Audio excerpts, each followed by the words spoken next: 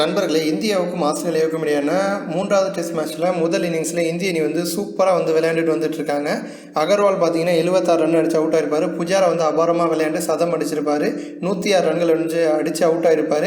அடுத்ததாக பார்த்தீங்க அப்படின்னா இந்தியாவுடைய கேப்டனான விராட் கோலி சதத்தை தவற விட்டுட்டார். 82 ரன் அடித்து விராட் கோலி அவுட் ஆகிருப்பார். ரஹானே பார்த்தீங்கன்னா 34 ரனில் அவுட் ஆகிருப்பார். அதன் பிறகு ரோஹித் சர்மா மற்றும் ரிஷப் பண்ட் இவங்க ரெண்டு பேரும் நிதானமான ஆட்டத்தை வெளிப்படுத்திட்டு வந்துட்டு இருக்காங்க.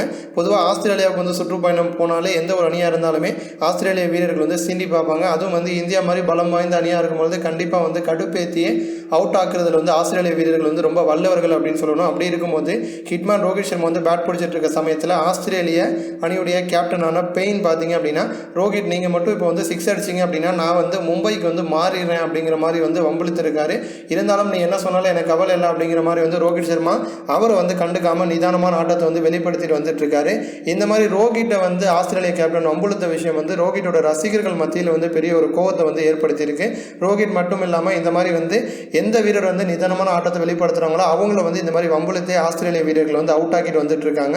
ஸோ ரோஹித் சர்மா இந்த போட்டியில் சதம் அடிக்கணும், ஆஸ்திரேலிய வீரர்களுக்கு பதிலடி கொடுக்கணும் அப்படின்னு ரசிகர்கள் எதிர்பார்க்குறாங்க. இது போன்ற இன்னும் பல ஸ்போர்ட்ஸ் செய்திகளை தெரிஞ்சுக்க ரெட் கலர் பாக்ஸை கிளிக் பண்ணி நம்ம சேனலை சப்ஸ்கிரைப் பண்ணுங்கள். கூடவே பக்கத்தில் இருக்க பெல் சிம்பலை கிளிக் பண்ணி எங்களுடைய அப்டேட் செய்திகளை உடனுக்குடன் தெரிஞ்சுக்கோங்க.